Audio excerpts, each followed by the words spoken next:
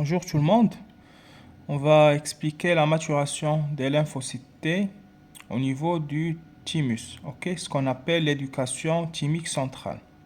Donc la maturation, ça veut dire on va avoir des lymphocytes T CD4+, des lymphocytes T CD8+, des lymphocytes T gamma θ.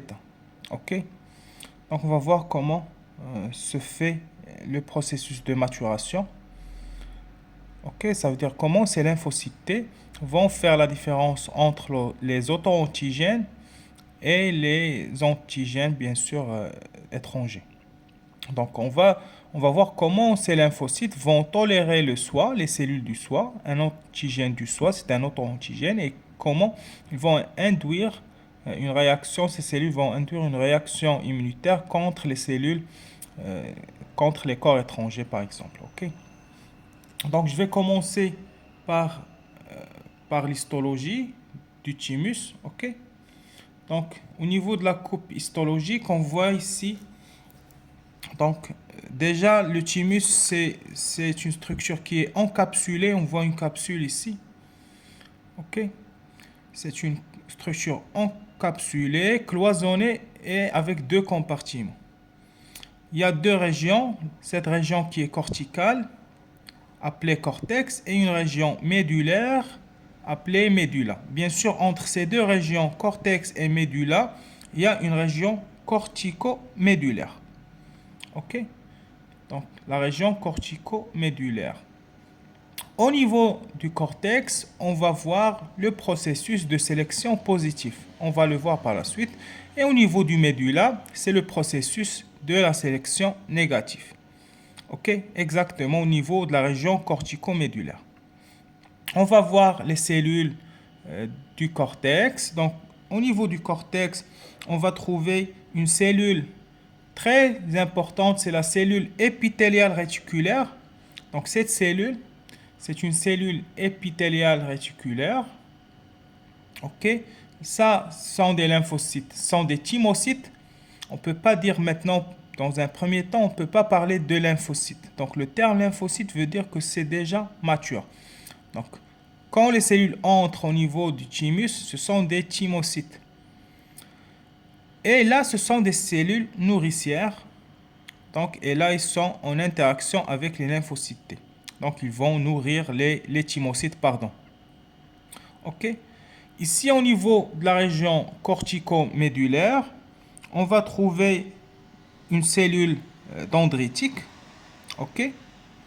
Une cellule dendritique, voilà une cellule dendritique. Également, on va trouver bien sûr des thymocytes. Également des macrophages.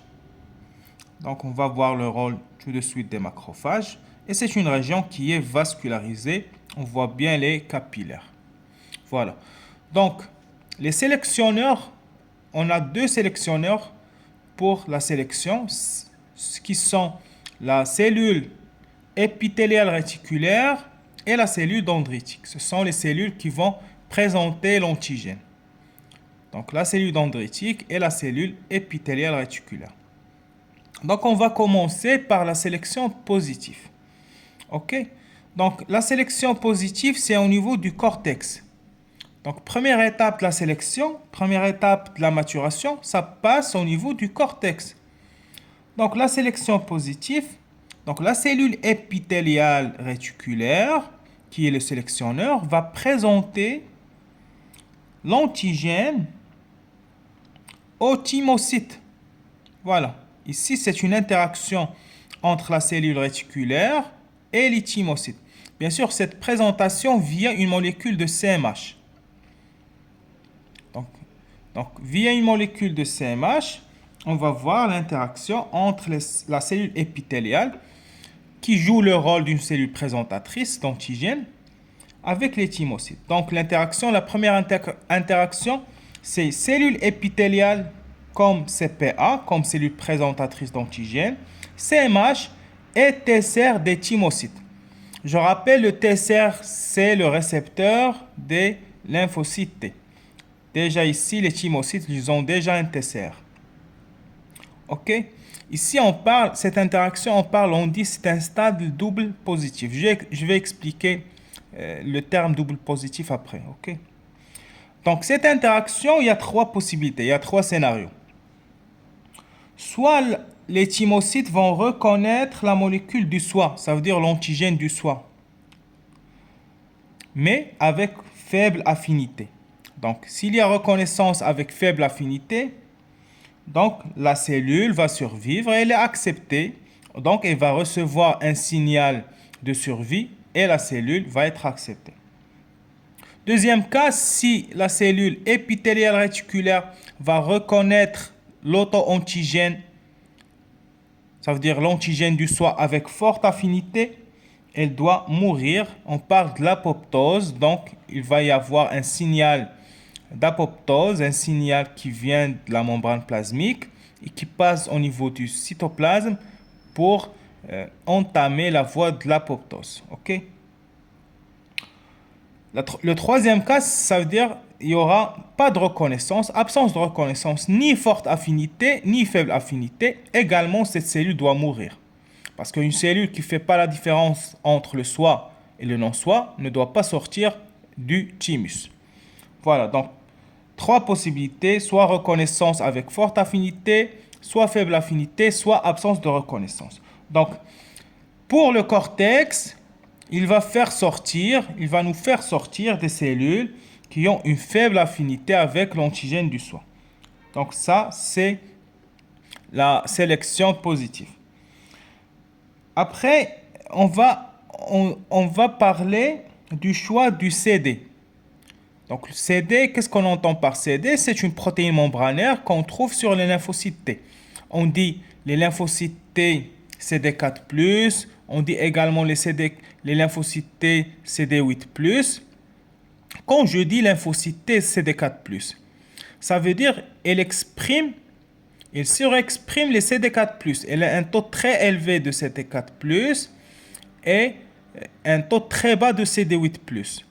Également, quand je dis les lymphocytes T CD8+, ça veut dire qu'il exprime un taux très élevé de CD8+, mais un taux très bas de CD4+. Donc, ces cellules doivent se spécialiser. Soit ils vont devenir des lymphocytes T CD4+, soit des lymphocytes T CD8+. OK? Donc, dans un premier temps, ce sont des doubles positifs. Donc, tout à l'heure, j'ai parlé du stade double positif. Double positif veut dire qu'ils sont CD4+, CD8+.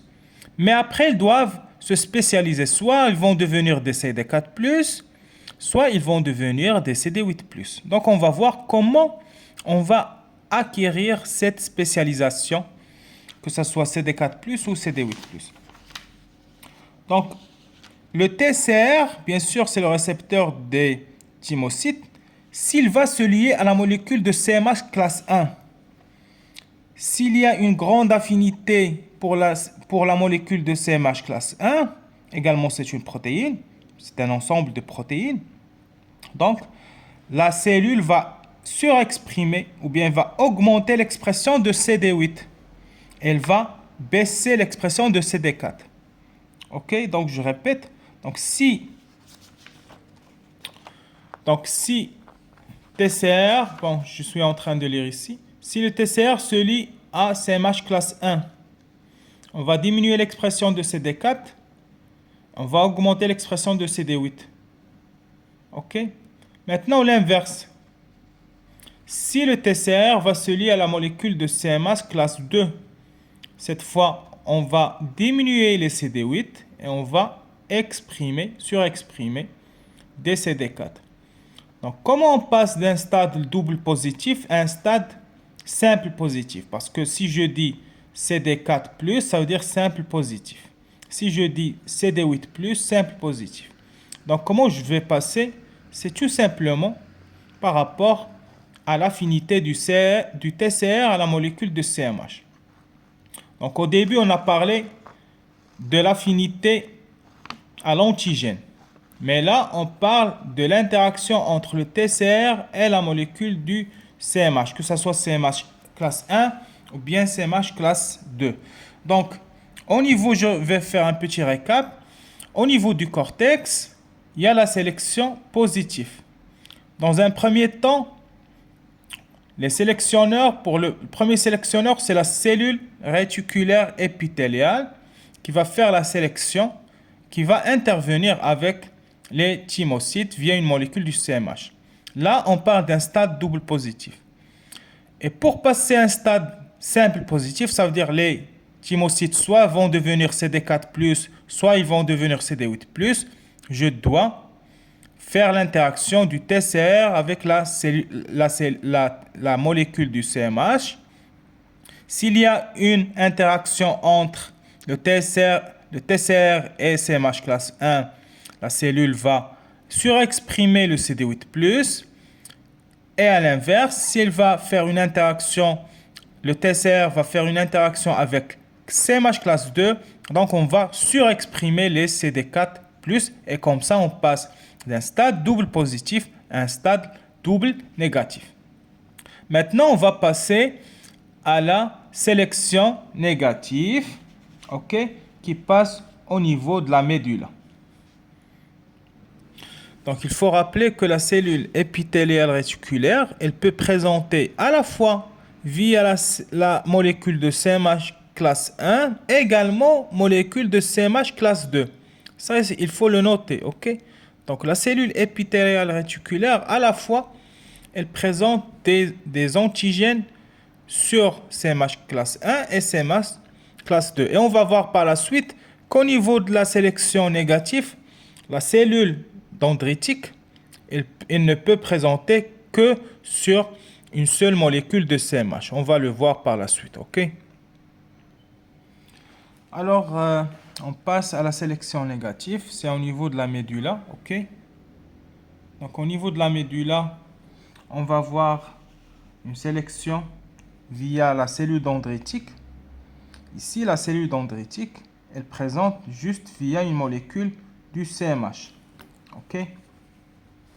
Donc, la cellule dendritique va présenter l'autopeptide, le peptide du soi, c'est l'auto-antigène. Cette fois, l'antigène ne vient pas du thymus, parce qu'au début, quand on a traité la sélection positive, l'auto-antigène, c'était un antigène du thymus, donc du tissu thymus. Donc, c'était un antigène thymique. Maintenant, non. L'antigène, il vient, c'est un autre tissu que le thymus. Donc, ici, la cellule dendritique va le présenter. Bien sûr, si vous voulez entrer dans les détails, il y a un facteur R, qui va intervenir dans la présentation de l'autopeptide. Donc, on aura l'interaction cellule dendritique, CMH, voilà.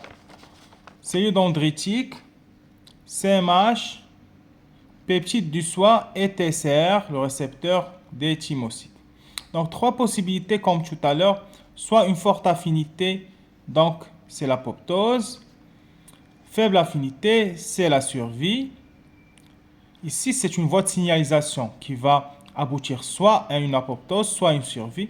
Bien sûr, aucune réaction. Également, ça doit être l'apoptose parce que les cellules doivent faire la différence entre le soi et le non-soi. Voilà. Maintenant, la question qui se pose, normalement, les lymphocytes T, il y a plusieurs lymphocytes T. Donc, on voit ici, il y a les lymphocytes T qu'on vient de traiter, les lymphocytes T CD4+, ou CD8+. Donc, ce sont les lymphocytes T alpha-bêta. Donc, soit CD4+, soit CD8+. Il y a également les lymphocytes T gamma-theta. Ça fait partie de l'inné. Les lymphocytes T alpha-bêta, ça fait partie de l'adaptatif. Ici, c'est l'inné. Ça, c'est invariable. Ils ont un récepteur invariable. Et il y a également les lymphocytes T NKT. Et absence de CD4+, absence de CD8+. C'est pour ça qu'on a écrit CD4-, CD8-. Donc, la question qui se pose, comment on a pu obtenir les lymphocytes T gamma θ et les lymphocytes T NKT.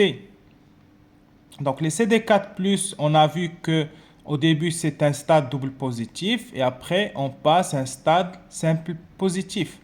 Donc après interaction de la cellule du TCR avec la molécule CMH. Par exemple pour les CD4+, on vient de voir que le TCR fait interaction avec la molécule CMH classe 2. Pour les CD8+, le TCR a fait une interaction avec CMH classe 1. Ici, gamma θ c'est liné, on a dit c'est invariable, donc le récepteur ne change pas.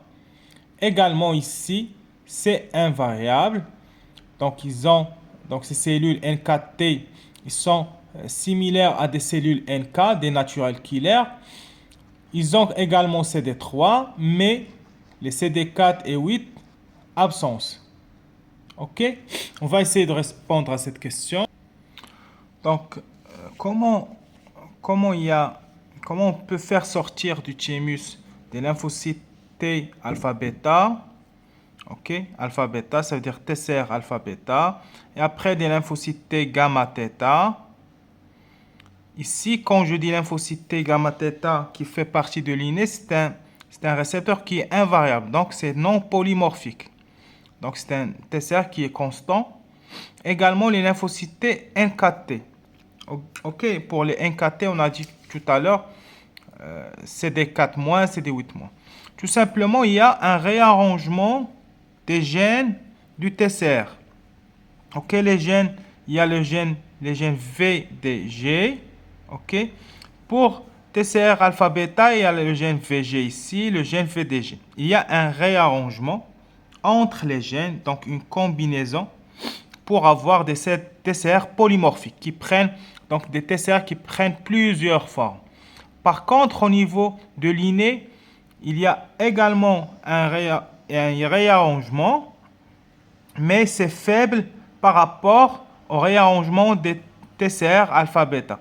C'est pour ça le TCR gamma theta c'est non polymorphique et le TCR alpha bêta c'est un réarrangement qui est polymorphique qui donne plusieurs combinaisons possibles. Voilà. Donc, les types de réarrangement, ça concerne les gènes VDG. Donc, la diversité de réarrangement, les cas possibles ici, pour les non polymorphiques, c'est un petit peu faible par rapport aux polymorphiques. OK? La diversité jonctionnelle, il y a une enzyme appelée la DTT. OK? J'ai traité ça dans une vidéo à part, vous pouvez y revenir. Donc, je parle de la diversité via l'enzyme DTT. Également, la mutation somatique, ça ne concerne pas les TCR, ça concerne uniquement les immunoglobulines. Voilà, donc, merci.